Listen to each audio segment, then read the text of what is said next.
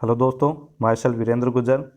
और अगर आपने हमारे YouTube channel Indian Ayurvedic doctor को सब्सक्राइब नहीं किया तो उसको सब्सक्राइब करें ताकि आपको लेटेस्ट अपडेट्स मिलती रहें। पिछले वीडियो में अपन ने 22वें चैप्टर के बारे में पढ़ लिया था। इस वीडियो में अपन 23वें चैप्टर के बारे में पढ़ेंगे जिसका नाम है संतर्पणीय अध्याय। तो संतर्पणीय अध्याय जो है एक इम्पोर्टेंट चैप्टर है, इसको अपने को अच्छे से याद करना है, अच्छे से पढ़ना है। तो अब जो है अपन इस चैप्टर के बारे में आगे पढ़ते हैं। तो यहाँ पे देखना कोटेशन नंबर 5, 6 और 7। तो इसमें जो है संतर्पण जन्य रोग दे रखे हैं कि जो है संतर्पण अगर अधिक संतर्पण कर देते हैं तो संतर्पण के कारण जो है कौन कौन से रोग होते हैं। ठीक है, तो ये अपने को याद रखने। संतर्पण जन्य रोग जो है पूछ ले जाते हैं कि संतर्पण जन्य रोग कौन कौन से होते हैं। तो इसमें देखना प्रमेय पीड़िका, कोठ, कंडू, पांडु, आम्य जवरा, कुष्ठान्य आम प्रदोषास, मूत्रकृच्छ, ऐरोचक, तंद्रा, क्लब्यम, अतिस्थूल्य आलस्यम, गुरुगात्रता, इंद्रिय स्रोतसाम लेपो, बुद्धेर मोह प्रमीलक, सोफम च एव विद्यास जाने शीघ्रम प्रति कुर्वेत। तो इस प्रकार से जो है ये किसके दे रखे हैं, संतर्पण जन्य रोग दे रखे हैं। तो इसमें देखना प्रमेय पीड़िका, ठीक है, प्रमेय होता है, पीड़िकाएं होती है, तो ये किसके कारण होते हैं, संतर्पण जन्य रोग है। तो इसमें कम से कम जो है 5-7 अपने को याद करने कि 2 नंबर क्वेश्चन में पूछ लिया जाए कि संतर्पण जन्य रोग बताओ, तो आपने ताकि उसमें अपन लिख सकें। तो इसमें देखना संतर्पण जन्य रोग कौन से होते हैं, प्रमेय पीड़िका, ठीक है, कोट चकत्ते हो गए शरीर पे, कंडू खुजली हो रही है, पांडु रोग हो रहा है, ठीक है, जवर हो गया, कुष्ठ रोग किसके कारण होता है, संतर्पण जन्य है, आम दोष हो गया, ठीक है, मूत्रकृच्छ हो रहा है, भोजन में अरुचि हो रही है, तंद्रा, क्लब्य मतलब नपुंसकता हो रही है, अति स्थूलता, आलस्य उसका आलस आ रहे हैं, गुरुगात्रता हो रही है, या फिर इंद्रिय स्रोतसाम लेपो मतलब इंद्रिय स्रोतस में कफ का लिप्त व प्रतीत होना, मतलब जैसे कि इंद्रिय स्रोतस में कफ को लेप दिया गया हो, कफ का लेप लग गया हो, तो इस प्रकार से प्रतीत होना। फिर बुद्धिर मोह, बुद्धि का मोह होना, भ्रम होना, प्रमीलक, ठीक है, प्रमीलक रोग होना। फिर शोफ है, शोथ, तो ये जो है किसके दे रखे हैं, संतर्पण जन्य रोग दे रखे हैं।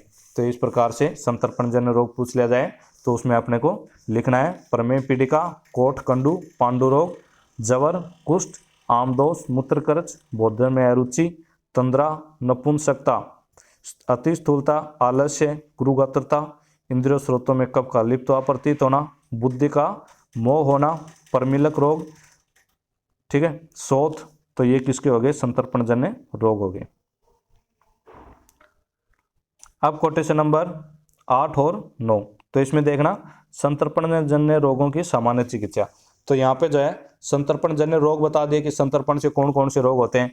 अब संतर्पण जन्य रोग तो हो गए, उसकी सामान्य चिकित्सा बता रहा है कि संतर्पण जन्य रोग की सामान्य चिकित्सा क्या होगी। तो इसमें कोटेशन नंबर 9 में यहाँ पे देखना सहछोदर अभ्याप्रास है, मतलब सहछोदर मधु के साथ अभ्याप्रास, ठीक है, अभ्याप्रास का सेवन करना है।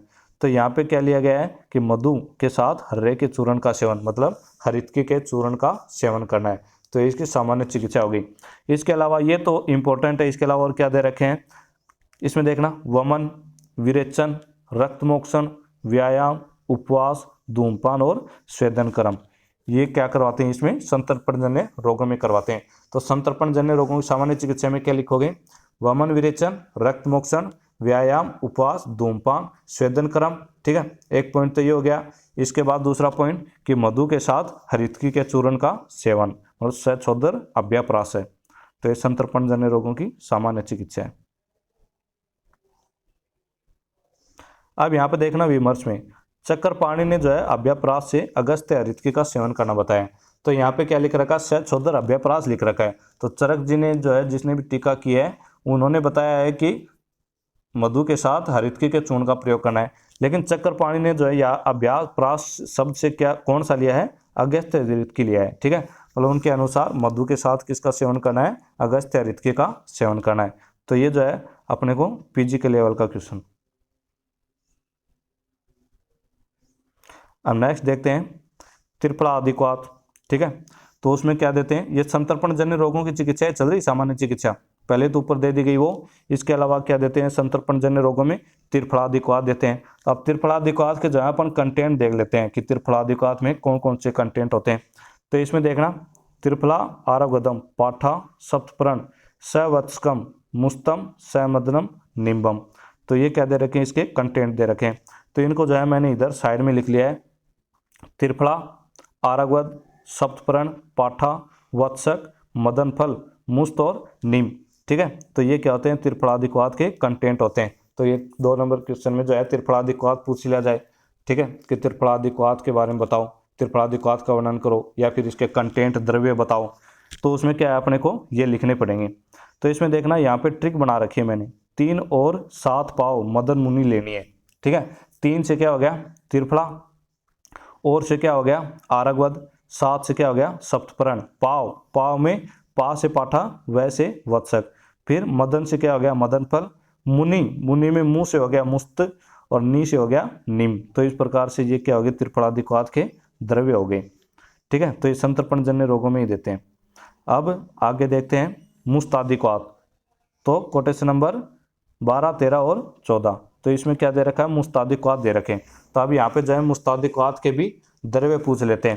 तो मुस्तादिक्वाथ के द्रव्य देखना, मुस्त आरगवद पाठा त्रिफला देवदारू सवदंष्ट्रा खदीरो निम्बो हरिद्रे तवक वत्सकात। तो यहाँ पे जो है ये इसके कंटेंट दे रखे हैं ये मुस्तादिक्वाथ के। अब यहाँ पे जो है ट्रिक बना रखी है, ट्रिक देखना, 3 देव और 2 हल्दी पाव मुनि लेनी है, और इसके अलावा और कौन से बच के गोकसुर और खदीर। मतलब यहाँ पे भी 3 से क्या हो गया त्रिफला, देव से क्या हो गया देवदारू, और से क्या हो गया आरगवद, 2 हल्दी, मतलब 2 हल्दी हैं इसमें, कौन कौन सी, एक तो हरिद्रा होगी और दूसरी कौन सी होगी दारू हरिद्रा। फिर पाव, पाव से क्या हो गया पाठा और वत्सक, मुनि से क्या हो गया मुस्त और निम, और इनके अलावा क्या हो गया गोकसुर और खदीर। तो ये किसके हैं मुस्तादिक्वाथ के द्रव्य हो गए। अब नेक्स्ट देखते हैं कुष्ठादि चूर्ण। तो अपने को जो है कुष्ठादि चूर्ण के जो है कंटेंट द्रव्य याद नहीं करने, केवल यही याद रखना है कि संतर्पण जन्य रोगों में जो है कुष्ठादि चूर्ण भी देते हैं। अब आगे देखते हैं प्रमेय चिकित्सा। तो अब जो है प्रमेय की चिकित्सा बता रहे हैं। तो अपन ने देख लिया कि संतर्पण जन्य रोगों की सामान्य चिकित्सा। तो सामान्य चिकित्सा में एक बार दोबारा से बता देता हूं मैं एक साथ, इनको जो है एक पेज लेना है और वहां पे जो है इनको एक साथ लिख लेना है ताकि आपने को याद करना ईजी रहे। तो एक पेज लेना, उसमें लिखना संतर्पण जन्य रोगों की सामान्य चिकित्सा। तो उसमें कैसे लिखोगी, वमन विरेचन, धूमपान, उपवास, रक्त मोक्षण। ठीक है, ये हो गया एक। तो फिर सहछोदर अभ्याप्राशय, मतलब मधु के साथ हरितकी के चूर्ण का सेवन। फिर कौन सा हो गया त्रिफलादिक्वाथ, फिर उसकी ट्रिक लिख लेंगे कौन से द्रव्य हैं। फिर मुस्तादिक्वाथ, फिर उसकी ट्रिक लिख लेंगे कौन से द्रव्य हैं। फिर हो गया कुष्ठादि चूर्ण। तो ये क्या हो गए संतर्पण जन्य रोगों की सामान्य चिकित्सा। अब जो है कोटेशन नंबर 17 में अपन प्रमेय चिकित्सा देखते हैं कि प्रमेय में कौन कौन सी चिकित्सा करते हैं। तो इसमें देखना, तक्कर, हर्रा मतलब हरितकी, त्रिफला के प्रयोग से और अरिष्टों के प्रयोग से प्रमेय आदि रोग शांत हो जाते हैं। तो प्रमेय की चिकित्सा पूछे तो प्रमेय की चिकित्सा किसके द्वारा करते हैं, तक्कर, हरितकी, त्रिफला और अरिष्ट। तो इनका प्रयोग क्या करते हैं प्रमेय की चिकित्सा में। अब आगे देखते हैं, यहाँ पे दे रखा है त्रियुष्णादि मंत्र। ठीक है, तो ये भी किस में दे रखा है संतर्पण जन्य सभी रोगों में। तो संतर्पण जन्य रोगों में पहले तो मैंने जो बताए थे वो आ गए, फिर प्रमेय की चिकित्सा दी थी बीच में। अब संतर्पण जन्य रोगों की दोबारा से चिकित्सा बता रहा है कि और उसमें कौन कौन सी चिकित्सा करते हैं। तो उसमें क्या देते हैं त्रियुष्णादि मंत्र देते हैं। तो त्रियुष्णादि मंत्र में देखना, सौंठ, पीपर, मरीच। तो ये क्या हो गए त्रिकुटु हो गए। ठीक है, फिर आंवला, हरितकी, बेड़ा मतलब विविधकी, ये क्या हो गए त्रिफला हो गए। फिर वायविडंग और अजमोदा, इनका क्या करना है चूर्ण बना लेना है, फिर कपड़े से छानना है। और इनके समान मतलब कि ये जो है कितने टोटल कितने द्रव्य हो गए त्रिफला। ठीक है, त्रिकुटु में 3 6 और 2 हो गए 8। मतलब सारे अगर एक एक भाग ले रहे हैं तो सबके समान भाग क्या मिलाना है, जौ का सत्तू मिलाना है। मतलब ये सारे 8 भाग हो गए और जौ का सत्तू भी कितना लेना है 8 भाग हो गया। फिर इसमें क्या करना है शहद और घी से युक्त करना है। फिर इनको क्या करना है कि अगर के क्वाथ में जो है घोलना है और फिर मंत्र बनाना है। तो इनका क्या प्रयोग किस में करते हैं संतर्पणजन्य रोगों में। अगर इसके द्रव्य भी याद ना रहे तो कम से कम जो है ये जरूर याद रखना है इसका नाम कि त्रियुष्णादि मंत्र किस में प्रयोग करते हैं, संतर्पणजन्य रोगों में प्रयोग करते हैं। तो इसमें दोबारा से बता देता हूं कि त्रिफला, त्रिकुटु, वायविडंग, अजमोदा। ठीक है, इनका चूर्ण करके इनके सबके समान जो है जौ का सत्तू, शहद और घी ये मिलाना है। फिर इनको अगर के क्वाथ में घोलकर मंत्र बनाया जाता है, तो इसको क्या बोलते हैं? त्रिवसनादि मंत्र बोलते हैं। और ये संतर्पण जन्य रोगों की चिकित्सा में प्रयोग करते हैं। अब आगे देखते हैं व्यवसाय सक्तु। तो ये जो आपने को केवल नाम याद रखना है कि व्यवसाय सक्तु का किस में प्रयोग करते हैं? संतर्पण जन्य रोगों में प्रयोग करते हैं। अब आगे देखते हैं। तो ये जो है संतर्पण जन्य रोगों की चिकित्सा बता दी गई है। अब यहाँ पे जो है संतर्पण जन्य रोगों में आहार विहार बता रहा है कि संतर्पण जन्य जो है रोग हो गए संतर्पण से, तो उसमें जो है अपने को क्या आहार खाना है और क्या विहार करना है। तो इसमें देखना, नित्य व्यायाम करने वाला, भोजन के पूर्ण पच जाने पर ही भोजन करने वाला, जो गेहूं का भोजन करने वाला, पुरुष स्थूलता से छुटकारा पाकर संतर्पण से उत्पन्न दोषों से भी छूट जाता है। मतलब कि जो नित्य व्यायाम करता है या फिर भोजन के पूर्ण पच जाने पर ही भोजन करता है, मतलब न तो अध्यसन करता और न अजीर्ण में भोजन करता है, भोजन के पूर्ण पच जाने पर ही भोजन करता है, जौ और गेहूं का भोजन करता है, तो वो क्या होता है? संतर्पण जन्य रोगों की चिकित्सा है। मतलब संतर्पण जन्य रोगों में इस प्रकार से आहार विहार का सेवन करना है। तो 2 नंबर क्वेश्चन पूछा जाए कि संतर्पण जन्य रोगों में आहार एवं विहार बताओ, तो उसमें अपने को क्या करना है? ये लिखना पड़ेगा कि नित्य व्यायाम करने वाला, भोजन के पूर्ण पच जाने पर ही भोजन करने वाला और जौ और गेहूं का भोजन करने वाला। तो इस प्रकार से संतर्पण जन्य रोगों में आहार विहार हो गए। अब नेक्स्ट देखते हैं अपतर्पण से होने वाले रोग।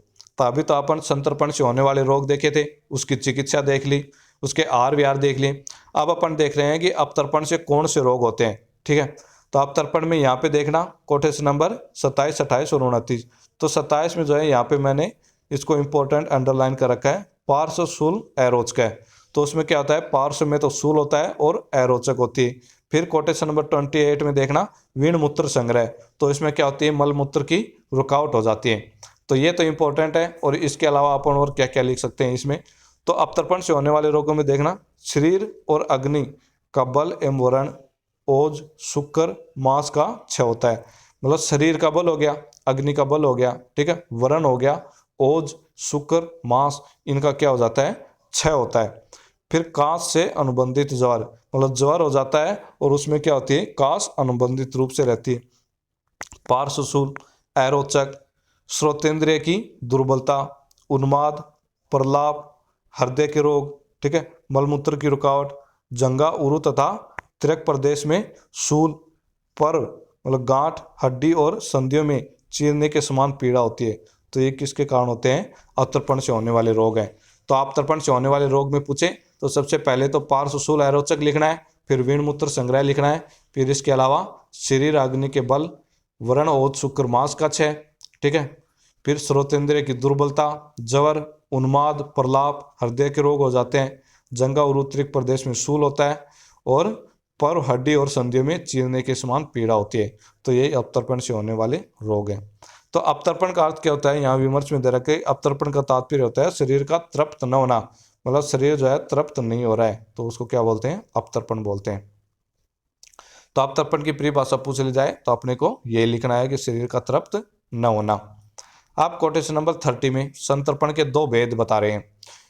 तो क्वेश्चन जो है भेद का आ जाए कि संतर्पण के कितने भेद होते हैं, तो उसमें लिखना है संतर्पण के जो है 2 भेद होते हैं। तो 2 भेद कौन से होते हैं? पहला देखना तत्काल शरीर एवं दांतों को तृप्त करने वाला, और दूसरा कौन सा होता है? निरंतर अभ्यास के द्वारा शरीर एवं दांतों को तृप्त करने वाला। तो 2 प्रकार के होते हैं, एक तो जो है खाते ही क्या हो गया? शरीर और दांतों को तृप्त कर दिया, एक तो वो होता है। और एक जो है इस प्रकार का होता है कि कई दिनों से अपन क्या कर रहे हैं? उसका खा रहे हैं, ठीक है, निरंतर अभ्यास कर रहे हैं, उसके बाद क्या है? शरीर और दांतों को तृप्त करता है। तो इस प्रकार से संतर्पण के 2 भेद होते हैं कि तत्काल शरीर एवं दांतों को तृप्त करने वाला और निरंतर अभ्यास के द्वारा शरीर एवं दांतों को तृप्त करने वाला। तो ये अपने को याद रखना है कि संतर्पण के भेद। अब नेक्स्ट देखते हैं चीर छीण रोगियों की चिकित्सा। ठीक है, तो यहाँ पे जो है चीर छीण रोगियों की चिकित्सा बता रखी है। तो क्वेश्चन आया कि चीर छीण रोगियों की चिकित्सा लिखो, तो उसमें अपने को ये लिखनी।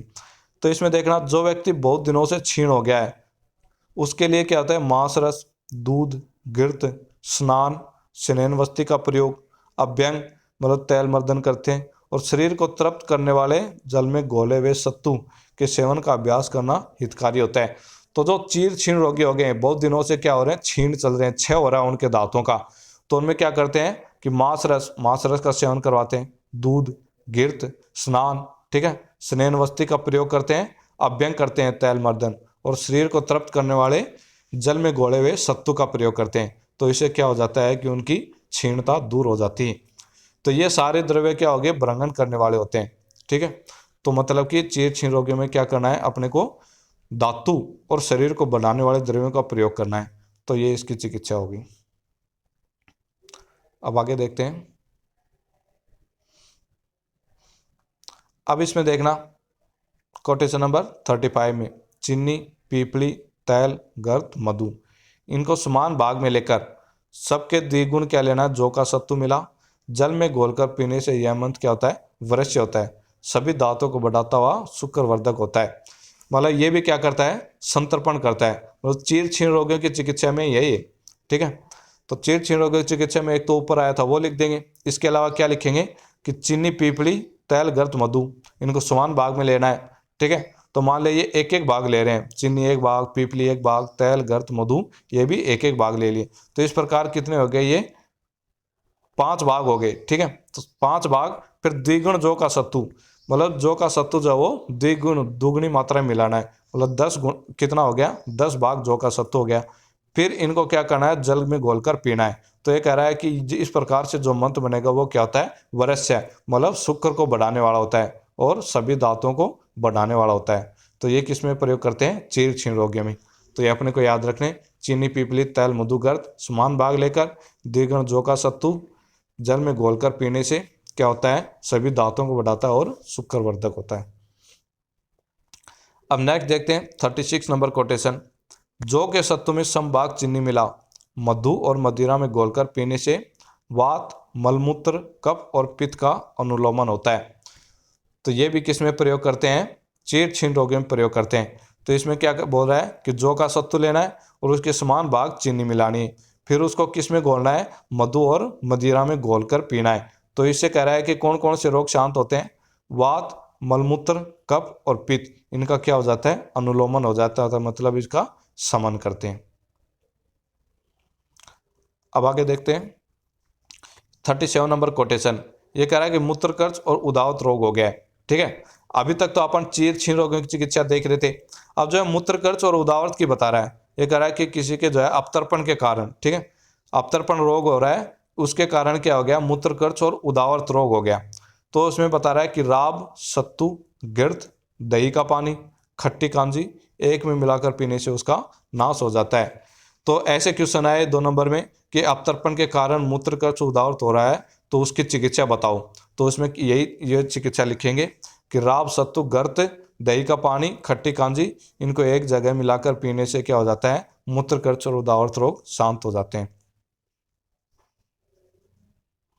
अब आगे देखते हैं, यहाँ पे देखना और भी कोटेशन नंबर 38 में, खजूर, मुनक्का, वृक्षाम्ल, इमली, खट्टा अनारदाना, फालसा, आंवला, इनके रस से घोला हुआ मंत्र मदिरा से उत्पन्न होने वाले सभी विकारों को नष्ट करने वाला होता है।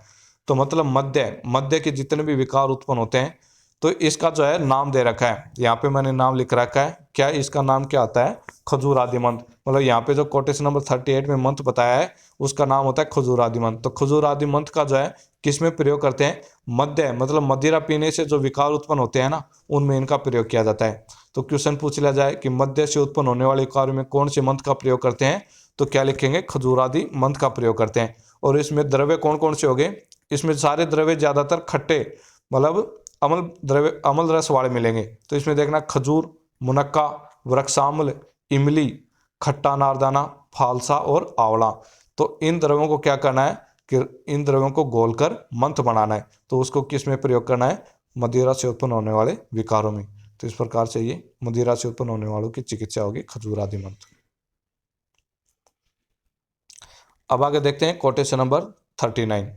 इसमें देखना जो मंत्र मधुर या अम्ल रस के द्वारा या जल से बनाया गया हो, वह चाहे स्नेह युक्त हो या स्नेह रहित हो, फिर भी शीघ्र ही संतर्पण करने वाला होता है। मतलब ये भी किसकी चिकित्सा है, अपतर्पण की चिकित्सा दे रखी है यहाँ पे, ठीक है। तो इसमें लिख रखा है कि मंथ कैसा हो, मधुर हो या अम्लरस वाला हो या फिर जल से बना गया हो। ये मंथ बना लिया। अब ये कह रहा है कि चाहे तो वो स्नेह युक्त हो या फिर स्नेह रहित हो, फिर भी क्या करता है, वो शीघ्र ही संतर्पण करने वाला होता है। तो ये अपतर्पण की चिकित्सा होगी। तो अपने को जो है संतर्पण जन्य रोगों की चिकित्सा एक जगह लिखनी है, अपतर्पण जन्य रोगों की चिकित्सा एक जगह लिखनी है। ठीक है, तो ताकि जो है याद करना इजी रह जाता है, तो अपन ऐसे भूल नहीं पाते कि उनकी कौन कौन सी चिकित्सा दी है। तो इनको एक पेज लेके एक जगह लिख लेना है ताकि याद करने में इजी रहे। अब यहाँ पे जो है अपना चैप्टर खत्म हो गया है। नेक्स्ट वीडियो में अपन नेक्स्ट चैप्टर के बारे में पढ़ेंगे। धन्यवाद।